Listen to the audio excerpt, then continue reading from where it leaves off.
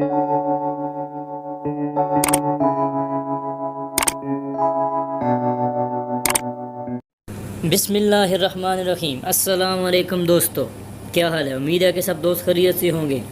आज की ये वीडियो मेरे उन दोस्तों के नाम जिनको इल्म हासिल करने का शौक़ है, क्योंकि ये ज़िक्र है एक ऐसे यूनिक टॉपिक और इंटरेस्ट इलेक्ट्रिकल पैरामीटर का कि जो किसी भी इंडस्ट्री या पावर लोड के ऊपर असरअंदाज होता है, बल्कि आपके घर के बिजली के बिलों के ऊपर भी अच्छा खासा असरअंदाज होता है।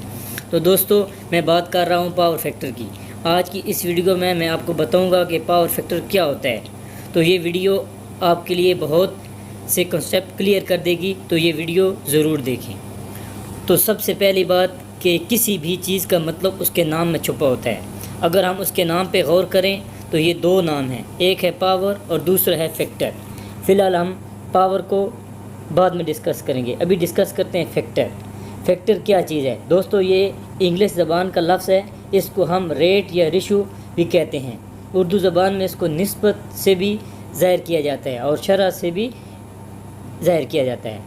मैथ के अंदर इसका साइन का बटन, स्लैश का बटन या तकसीम का बटन भी इस्तेमाल करते हैं। तो दोस्तों, ये पावर फैक्टर क्या है? जब दो चीज़ों के दरमियान आपस में रिश्ता बन जाए, यानी निस्बत, आपस में निस्बत बन जाए, तो उसको हम पावर फैक्टर कहते हैं। छोटे को बड़े के साथ निस्बत हो जाए तो उसको बड़ा बना देती है, बड़े को छोटे के साथ निस्बत हो जाए तो उसको छोटा बना देती है।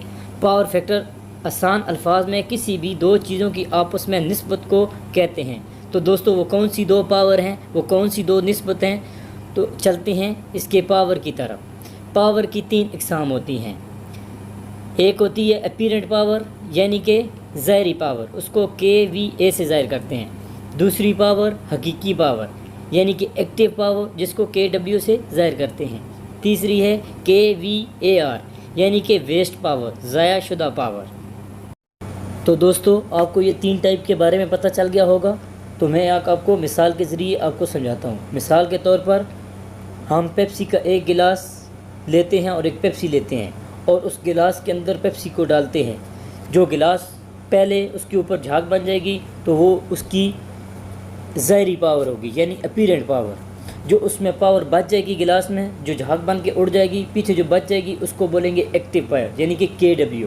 जो तीसरी जो हवा में उड़ गई उसको वेस्ट पावर, यानी KVAR, ज़ाया शुदा पावर। तो दोस्तों, ये पेप्सी वाली मिसाल आपको समझ आ गई होगी। तो मैं आपको एक और मिसाल समझाता हूँ। दोस्तों, आप दुकान पे जाते हैं, वहाँ पे एक चिप्स का पैकेट लेते हैं, तो वो पैकेट फूला हुआ होता है।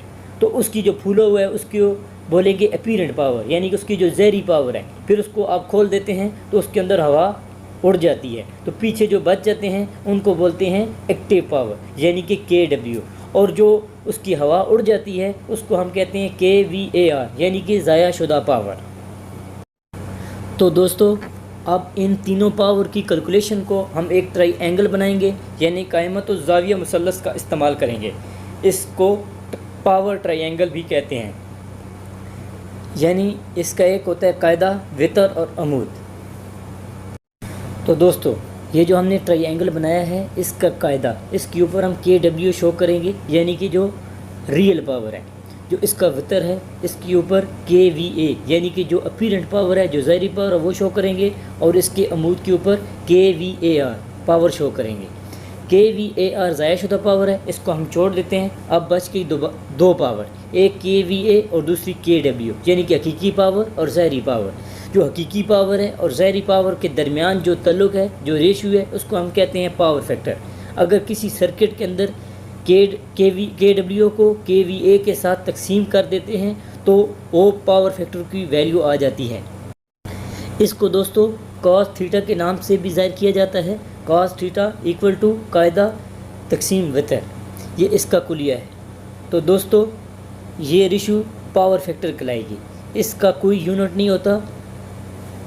हाँ, तो दोस्तों, इसकी एक रेंज होती है, वो होती है 0 पॉइंट से लेकर 1 पॉइंट तक। इसको हम power factor, unity power factor कहते हैं। दोस्तों, ये सबसे बेस्ट पावर फैक्टर होता है। अगर किसी भी फैक्ट्री या घर का पावर फैक्टर एक है तो उनका बिजली का बिल बहुत कम आएगा।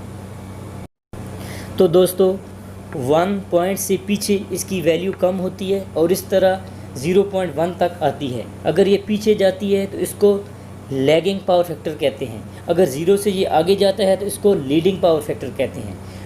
अगर यूनिटी से आगे चला जाए तो पावर फैक्टर लीडिंग में होगा, अगर यूनिट से पीछे चला जाए तो उसको लैगिंग पावर फैक्टर बोलते हैं। अगर दोस्तों पावर फैक्टर मीटर को देखें तो इसके सेंटर में 1 होता है। 1 से पीछे वाला हिस्सा लैगिंग कहलाता है और आगे वाला हिस्सा लीडिंग पोर्शन कहलाता है। सबसे बेस्ट पावर फैक्टर जो होता है वो यूनिटी पावर फैक्टर होता है। अगर आप पावर फैक्टर लीडिंग में है तो ये बहुत बड़े ख़तरे की निशानी है, अगर लीडिंग में है तो ये भी बहुत बड़ी ख़तरे की निशानी है। तो दोस्तों अब बात करते हैं इसके लोड की। लोड 3 किस्म के होते हैं, resistant load, inductor load, capacitor load. Electric heater, electric kettle, soldering, काविया, इस्त्री, ये आपके होते हैं रेजिस्टिव लोड। और जो दूसरे होते हैं इंडक्टर लोड, यानी कि मोटर जिसके अंदर कॉइल होते हैं, सीलिंग फ़ैन, पेडेस्टल फ़ैन, यानी जिस चीज़ के अंदर वाइंडिंग होती है वो आपका इंडक्टर लोड कहलाता है। और जो तीसरा होता है कैपेसिटर लोड।